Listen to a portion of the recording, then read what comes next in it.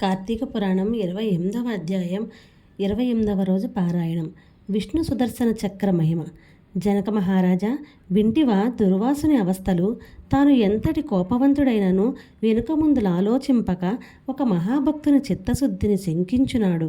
ఓ కనుకనే అట్టి ప్రయాసలు పాలైనాడు. కావున ఎంతటి గొప్పవారైనను వారు ఆచరించు కార్యక్రమములు జాగ్రత్తగా తెలుసుకొనవలెను.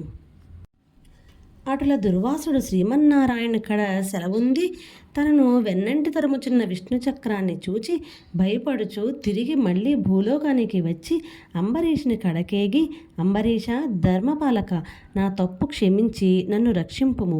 నీకు నాపై గల అనురాగముతో ద్వాదశి పారాయణముకు నన్ను ఆహ్వానించితివి. కానీ నిన్ను కష్టముల పాలు చేసి వ్రతభంగము చేయించి నీ పుణ్యఫలమును నాశనము చేయ తలపెట్టి తిని. గాని నా దుర్బుద్ధి నన్నే వెంటాడి నా ప్రాణములు తీయుటకే సిద్ధమైనది.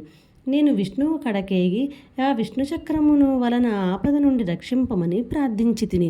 ఆ పురాణ పురుషుడు నాకు జ్ఞానోదయము చేసి నీ వద్దకేగుమని చెప్పినాడు. కాన నీవే నాకు శరణ్యము. నేను ఎంతటి తపస్శాలినైనను ఎంత నిష్ఠాగలవాడినైనను నీ నిష్కలంక భక్తియందు ఏమీయూ పనిచేయలేదు. నన్నీ విపత్తు నుండి కాపాడుమని అనేక విధాల ప్రార్థింపగా అంబరీషుడు శ్రీమన్నారాయణుని ధ్యానించి, ఓ సుదర్శన చక్రమా, నీకివే నా నమస్కార వందనములు. ఈ దుర్వాస మహాముని తెలిసియో తెలియకయో తొందరపాటుగా ఈ కష్టములు కొని తెచ్చుకొనెను. అయినను ఈతడు బ్రాహ్మణుడుగాన ఈతడిని చంపవలదు. ఒకవేళ నీ కర్తవ్యము నిర్వహింపతలచితవేని ముందు నన్ను చంపి తర్వాత ఈ దుర్వాసుని చంపము. నీవు శ్రీమన్నారాయణుని ఆయుధానివి. నేను ఆ శ్రీమన్నారాయణుని భక్తుడను. నాకు శ్రీమన్నారాయణుడు ఇలవేల్పు దైవము. నీవు శ్రీహరి చేతిలో నుండి అనేక యుద్ధములలో అనేక మంది లోకకంటకులను చంపితివి గాని శరణుగోరు వారిని ఎంతవరకు చంపలేదు. అందువలననే ఈ దుర్వాసుడు ముల్లోకములు తిరిగినను ఈతనిని వెంటాడుచునే ఉన్నావు గాని చంపుటలేదు.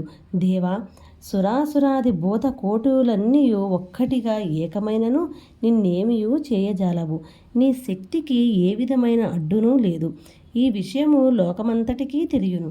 అయినను మునిపుంగవునికి ఏ అపాయము కలుగకుండా రక్షింపుమని ప్రార్థించుచున్నాను. నీ యందు ఆ శ్రీమన్నారాయణ శక్తి ఇమిడి ఉన్నది.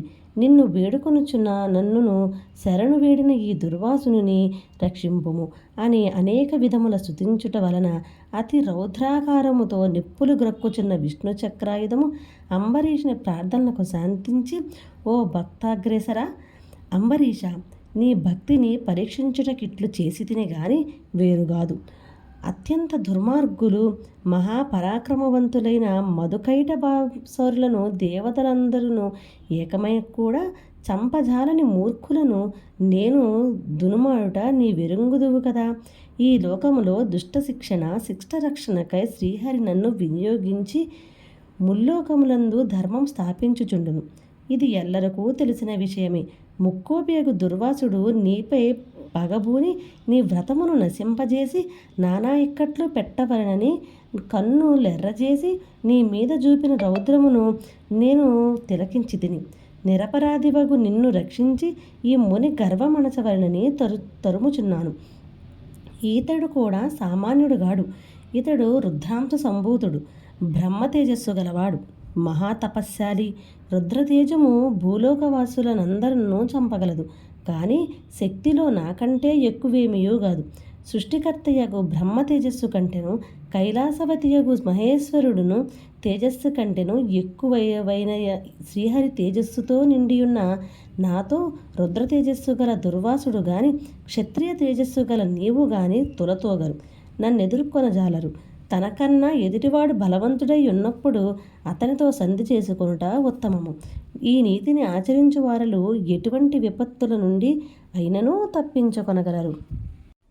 ఇంతవరకు జరిగినదంతయో విస్మరించి శరణార్థి అయి వచ్చిన ఆ దుర్వాసుని గౌరవించి నీ ధర్మము నీవు నిర్వర్తింపుమని చక్రాయుధము పలికెను.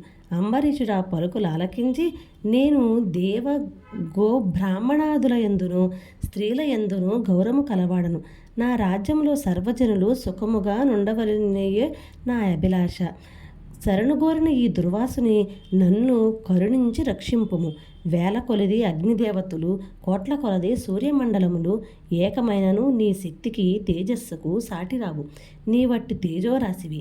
మహావిష్ణువు లోనిందితులపై, లోకకంటకులపై, దేవ గో బ్రాహ్మణ హింసాపరులపై నిన్ను ప్రయోగించి వారిని శిక్షించి తన కుక్షియందున్న 14 లోకములను కంటి రెప్పవలే కాపాడుచున్నాడు.